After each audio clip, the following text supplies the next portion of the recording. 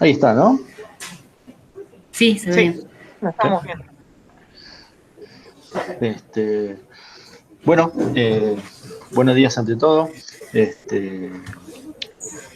Mi nombre es José Segovia y yo hice grupo con mi compañera Cecilia Coraglio y a nosotros nos tocó como tema el ciclo del nitrógeno,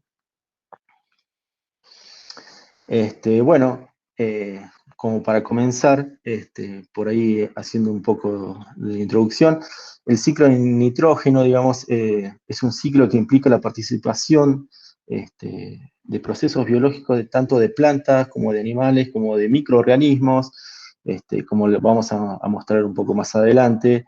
Y también dentro de estos microorganismos bueno, se encuentran algunas bacterias, algunas algas, algunos líquenes incluso también, que bueno, lo vamos a mencionar y comentar un poco a continuación. Y por otro lado también una serie de factores abióticos, ¿no? Como la luz, bueno, el pH, también vamos a hablar un poco cómo influye el pH en el tema del suelo, qué ocasiona que un pH sea muy ácido, que sea neutro, y cuáles son las consecuencias por ahí sobre la saturación del nitrógeno, ¿no? Que también, bueno, vamos a mencionar un poco. Y también, bueno, con las características del suelo, etcétera. Por otro lado, también el nitrógeno, bueno, es un elemento químico que en su gran mayoría no puede ser absorbido por los animales o por las plantas sin que hayan pasado por su ciclo, ¿no? Salvo algunas que pueden aprovecharlo sin haber realizado este ciclo, como ser algunos microorganismos que bueno, están especializados, como ser, por ejemplo, algunas algas o algunas bacterias, ¿no? Bueno, es un componente súper esencial el nitrógeno, digamos, de hecho es uno de los componentes que más abundantes se encuentran en la atmósfera. Bueno, el ciclo del nitrógeno es uno de los ciclos bioquímicos muy importantes porque también ayudan a mantener todo lo que tiene que ver con el equilibrio de la biosfera terrestre, ¿no? Como vamos a mencionar más adelante, ya hay, digamos, algunas evidencias que demuestran que el ciclo del nitrógeno se encuentra desbalanceado y que si esto continúa a estos niveles, bueno, dentro de un futuro cercano pueden ocasionar consecuencias muy graves en los ecosistemas, ¿no? Tanto marinos como terrestres. Bueno, el nitrógeno y sus rutas de introducción al ecosistema, ¿no? Por un lado, hay una ruta, una vía de acceso que se llama una deposición atmosférica. Esta deposición puede ser húmeda o seca, ¿no? Cuando se da por una cuestión húmeda, esto se produce mediante, por ejemplo, la lluvia, la nieve, la niebla, o las pequeñas gotas que pueden llegar a provenir, digamos, de las nubes, ¿no? Y en consecuencias, por ejemplo, en la deposición seca es mediante aerosoles o materia particulada, ¿no? Sin importar el tipo de deposición atmosférica que se produzca, ya sea húmeda o seca, el nitrógeno se suministra de forma tal que se encuentra, bueno, disponible para que después las diferentes plantas lo puedan absorber, ¿no? Y después de las plantas que lo absorban, bueno, siguen la cadena hacia los mamíferos, por así decirlo, ¿no? Por ejemplo. Por ejemplo, es el gráfico del ciclo de nitrógeno a nivel local, en donde, por ejemplo, lo que decíamos de deposición atmosférica se encontraría en este sector, ¿no?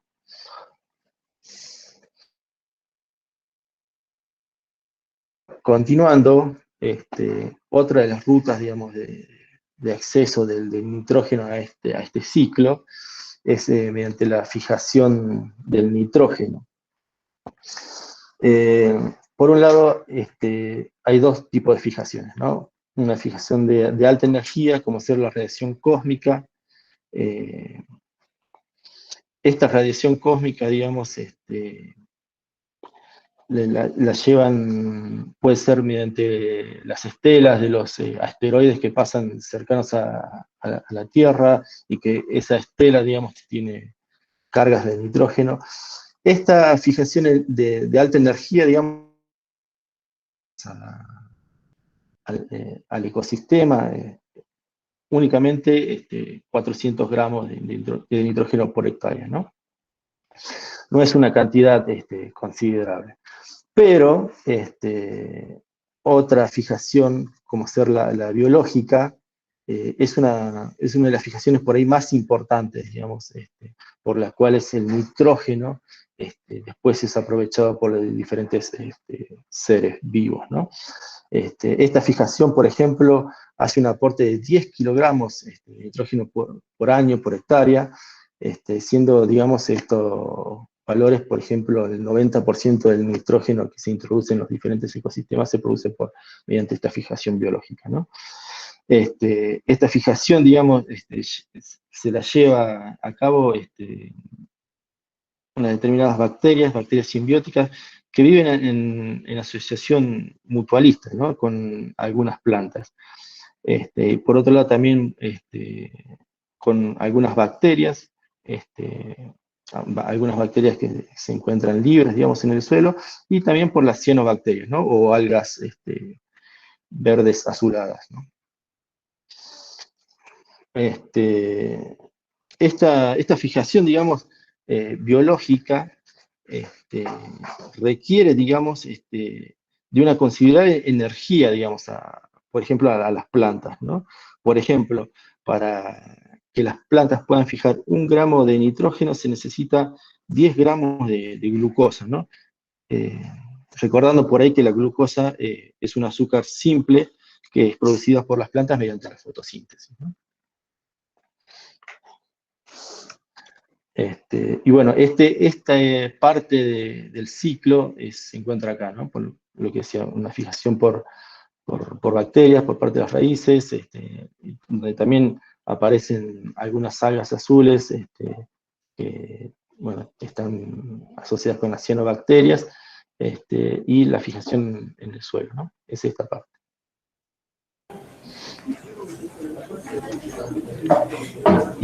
José. Sí. Ah, bueno, perdón, terminé con esa diapositiva, después agrego algo. Sí.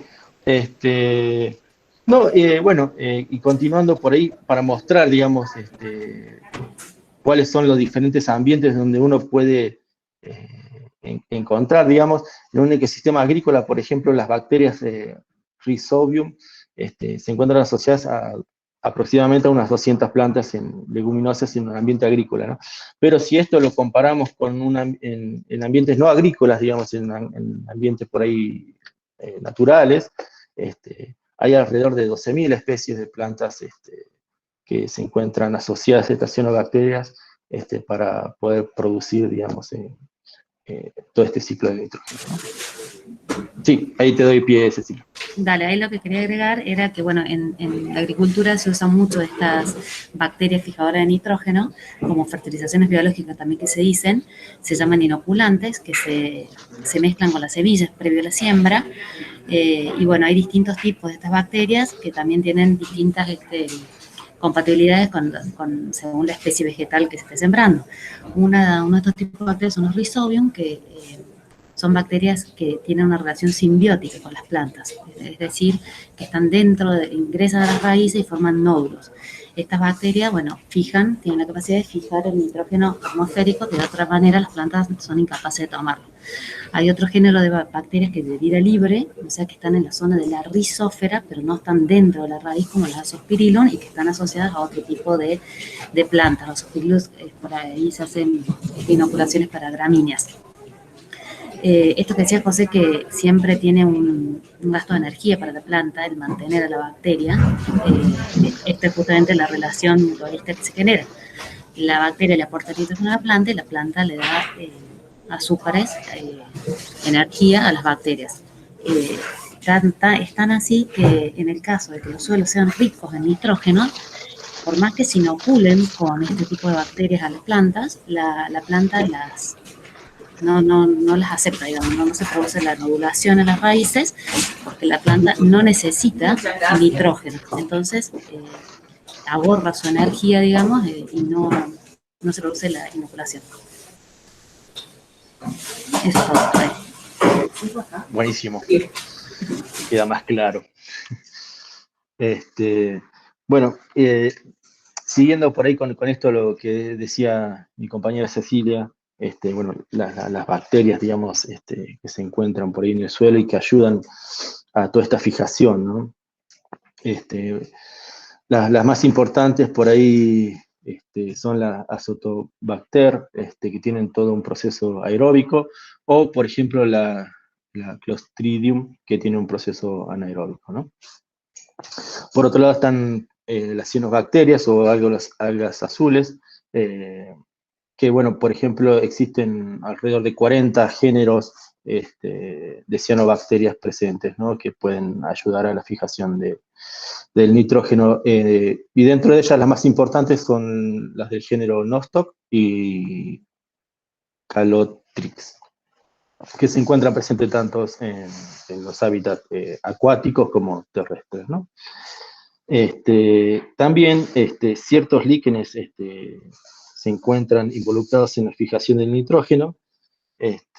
Por ejemplo, dos de los géneros más importantes de líquenes que ayudan a esta fijación es el Coliema y el Tígera, que estos líquenes, digamos, tienen la capacidad de fijar el nitrógeno debido a que poseen cianobacterias fijadoras, digamos, ¿no? Como un componente algal, ¿no? Después, pasando ya, digamos, a otra parte del ciclo, donde encuentra muy presente, digamos, todo el tema del amonio. Por ejemplo, en esta parte, el amonio puede ser utilizado por las plantas, ¿no? Siempre y cuando, bueno, entre en este ciclo, y, por ejemplo, gran parte de la materia en descomposición orgánica que se encuentre en el suelo, esto produce, digamos, amonio, ¿no? Y a su vez tiene como desecho amoníaco. Este proceso, digamos, de descomposición microbiana de materia orgánica se llama amonificación. Y también, por otro lado, esto se ve involucrado también tendiente a los suelos, ¿no? Por ejemplo, los suelos que tienen un exceso de nitrógeno tendrán, digamos, un poco más de amoníaco, ¿no? José, perdón, sí. una cosita. Te hago un comentario. De la materia orgánica, un paso intermedio, digamos, pasa a amoníaco, y con los hidrógenos libres que hay en el suelo es que se unen a ese amoníaco, y ahí termina, digamos, en el amonio, en el ion amonio, que es el que pueden absorber las plantas. Claro. Y por ejemplo, el amoníaco y la transferencia del nitrógeno hacia la atmósfera, bueno, se volatilizan, y que, bueno, pueden ocurrir esto en suelos cuyo pH es más neutro, ¿no? Un pH más neutro hace referencia a cuando un suelo se encuentra en un valor de pH 7, ¿no? Cuando se encuentran muy acidificados, bueno, el proceso se empieza a complejizar y en algunos casos a complejizar demasiado, digamos, como lo vamos a ver un poco más adelante con el tema de la saturación del nitrógeno, ¿no? La nitrificación es otro proceso importante, digamos, que se produce en todo este ciclo del nitrógeno, donde, por ejemplo, en algunos ecosistemas las raíces de las plantas deben competir, digamos, ¿no? por el amoníaco. Y tienen que competir con dos tipos de bacterias, ¿no? Por un lado están las nitrosomas, y por otro lado la Nitrobacter. Por un lado, las nitrosomas oxidan, digamos, al amoníaco y generan, oxidan al nitrógeno y se obtiene un amoníaco, ¿no? Para después convertirlo en nitrito. Y por otro lado, las nitrobacterias también oxidan al nitrógeno y se obtiene también nitrito, ¿no? Que después, bueno, lo convierten en un nitrito con un átomo más. Este proceso, digamos, se llama nitrificación. No sé si ahí querés agregar algo, Cecilia. Sí, ahora digo, ahí justamente estamos en la amonificación y en la nitrificación. Obtenemos como resultado el amonio y los nitratos, que son las dos formas en que las plantas pueden absorber el nitrógeno en la solución del suelo. Previo a eso, digamos, para contarles, las plantas pueden absorber los nutrientes de dos formas, según el tipo de nutriente. Flujo en masa, que es, digamos, a las plantas al absorber el agua con sus raíces, junto con esa corriente de agua, se trasladan los nutrientes más móviles, como sería el caso del nitrato, particularmente. Y después para los nutrientes menos móviles, como el fósforo, el potasio, otros, hay otro mecanismo que se llama difusión, que depende de un gradiente de concentración. Bueno, dentro de lo que nos interesa a nosotros, que son los nitratos o amonio, digamos lo que pertenece al nitrógeno, el amonio se absorbe sin gasto de energía, o sea, tiene una absorción pasiva para la planta, ¿sí? Que pueden, por carga, por diferencia de carga, pueden adherirse a las raíces. Mientras que los nitratos, para la planta, para absorber nitrato, necesita generar un gasto de energía. Eso es de esta parte. Sí. Buenísimo. Y bueno, y volviendo por ahí a la gráfica del ciclo de nitrógeno, toda esta parte de la nitrificación, bueno, se encuentra en este sector, ¿no? Y bueno, después, siguiendo con un tema contrario, por así decirlo, digamos, a la nitrificación, está la desnitrificación, ¿no? Que esto ocurre en condiciones anaeróbicas, digamos, por la presencia de algunas bacterias, como por ejemplo la pseudomonas, ¿no? Esto se da en condiciones anaeróbicas necesarias para la desnitrificación, que son muy pocos comunes en algunos ecosistemas, pero que sin embargo este proceso es bastante común en los humedales, ¿no? Y en los sedimentos de ecosistemas acuáticos de aguas abiertas, se vuelven bastante comunes. Ahora tomo Sí. la palabra yo de nuevo. Para terminar un poco con lo que es todas las bacterias y cómo actúan en el suelo. Existe una relación, todas estas bacterias, digamos, obviamente toman energía y nutrientes también del suelo.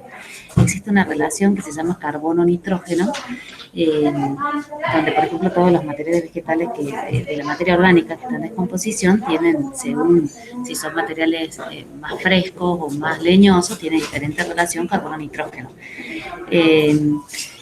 Esta relación carbono-nitrógeno determina si va a existir una mineralización o una inmovilización del nitrógeno en el suelo, ¿sí? Aproximadamente, y como valores generales, podemos decir que relaciones carbono-nitrógeno menor a 21, o sea, donde hay gran cantidad de carbono, implican una mineralización del nitrógeno del suelo. Una relación, de 21 es que hay poco carbono y hay disponibilidad de nitrógeno para las bacterias que permiten la mineralización de esa materia orgánica. En cambio, con relaciones carbono-nitrógeno mayor a 30, donde hay mucho carbono y poco nitrógeno, las bacterias toman el nitrógeno para su propio mantenimiento bacteriano, digamos. Entonces se produce una inmovilización. ¿Qué significa esto? Que ese nitrógeno no va a estar disponible para las plantas. Seguí, José, nomás. Buenísimo. Y bueno, y este proceso de nitrificación, uy, se me borró, estaría acá, ¿no? En este ciclo, en este sector del ciclo del nitrógeno. Y después, bueno, entrando ya a lo que es el ciclo global del nitrógeno, que es similar, digamos, a todo lo que veníamos hablando anteriormente, nada más que a una escala mucho mayor, digamos, a una escala global. La atmósfera, por ejemplo, digamos, contiene la mayor reserva comparativamente con la biomasa y los suelos terrestres y los suelos, digamos, de los ecosistemas en- de nitrógeno, ¿no? Estas estimaciones globales de desnitrificación, por ejemplo, en ecosistemas varían muchísimo, ¿no? Pero el 50% de esta desnitrificación se realiza en ecosistemas de humedales, ¿no? Como ser lagunas, este, eh, sí, lagunas, sí, lagos. Y por ejemplo, los océanos, su principal fuente de nitrógeno son los ríos, arroyos bueno, de agua dulce, y sobre todo las precipitaciones, ¿no? Y acá, digamos, tenemos un gráfico sobre el ciclo del nitrógeno, digamos, a nivel global, que es similar, digamos, al gráfico anterior que veníamos viendo, nada más que, bueno, es a una escala mucho mayor, como decíamos, ¿no? Este, y ya, digamos, por ahí, cerrando un poco todo esto del ciclo, cómo, digamos, la actividad humana se ve, eh, no, al revés, perdón, cómo el ciclo del nitrógeno se ve influenciado o en cierta manera modificado por la actividad humana, ¿no? Esto principalmente se debe, digamos, a una cuestión a los niveles de agricultura que se están produciendo, a nivel de industrialización, al nivel, digamos, de quema de combustibles fósiles en el parque de automotores, que aumentaron, digamos, considerablemente la entrada de nitrógeno en los diferentes ambientes, ¿no? Y esto está produciendo, digamos, una saturación de nitrógeno en diferentes ambientes y en diferentes ecosistemas. Este, por así decirlo, digamos, el nitrógeno no tiene una etapa de permanencia por largos periodos en la atmósfera, sino que esta carga de nitrógeno extra que se está produciendo tanto por la agricultura como por la industria, por los parques automotores, este nitrógeno permanece por un tiempo en la atmósfera, pero después se deposita en los mismos sitios, digamos, que fueron generados, ¿no? Y esto va ocasionando, digamos, que esos sitios se encuentran con una saturación digamos, de nitrógeno, que esto, digamos, en determinadas etapas puede llegar a complicar muchísimo, ¿no? Por ejemplo, en etapas más avanzadas de saturación se espera que la productividad disminuya y la mortalidad de plantas aumente considerablemente, ¿no?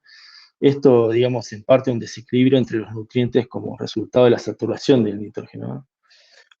Al haber, digamos, tanta, este, tanto nitrógeno, ocasiona, digamos, un desequilibrio con otros nutrientes que por ahí son un poco más escasos, digamos, ¿no?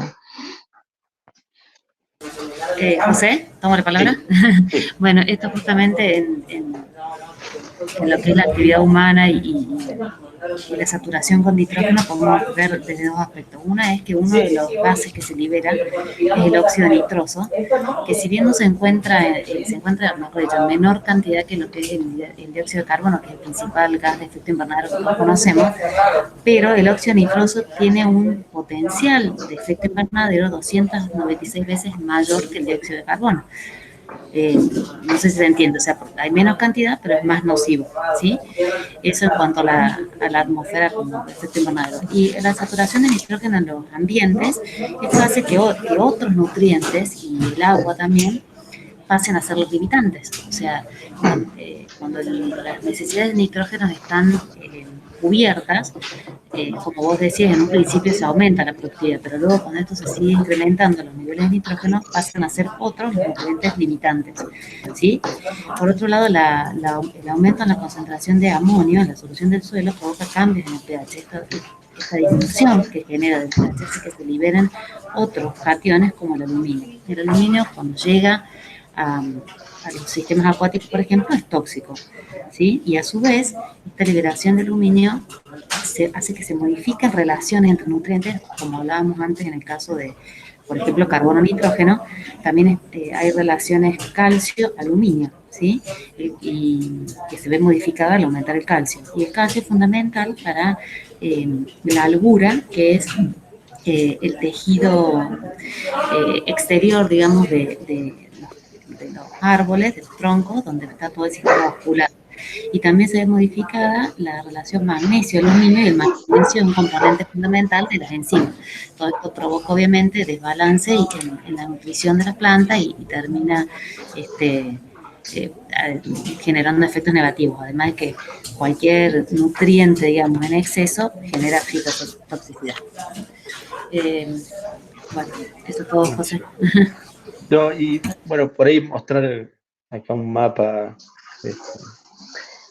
de Estados Unidos, donde se ve, digamos, cómo van variando las concentraciones de nitrógeno, digamos, en donde, por ejemplo, esta parte más anaranjada es la que tiene una saturación mucho mayor, ¿no? Y esto va descendiendo a medida, digamos, dependiendo de la parte, digamos, del país, digamos, en este caso, ¿no?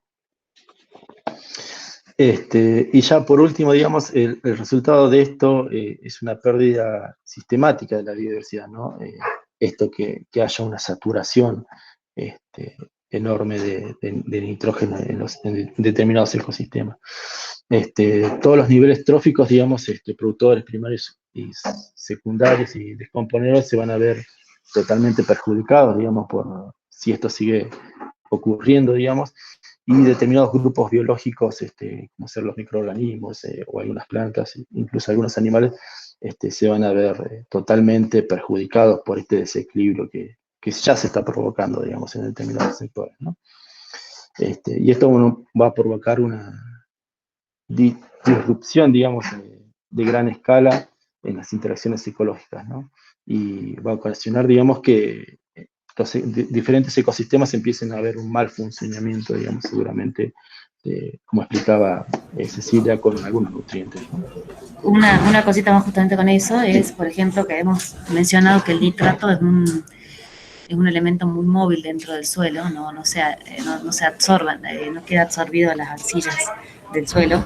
Entonces, cuando hay un exceso de nitratos, estos son fácilmente lavados o lixiviados a capas más profundas, pueden llegar a aguas superficiales y hacia los cursos de agua, y el aumento en la concentración de nitrógeno en estos cursos de agua o reservas de agua, provoca la eutrofización, que es que, bueno, empiezan a crecer algas y demás, se consume el oxígeno, y bueno, ahí está lo que estamos hablando de los cambios que puede llegar a producir en distintos ecosistemas la saturación con nitrógeno. Buenísimo. Y bueno, eso es todo. Muchas gracias por su atención. Ahí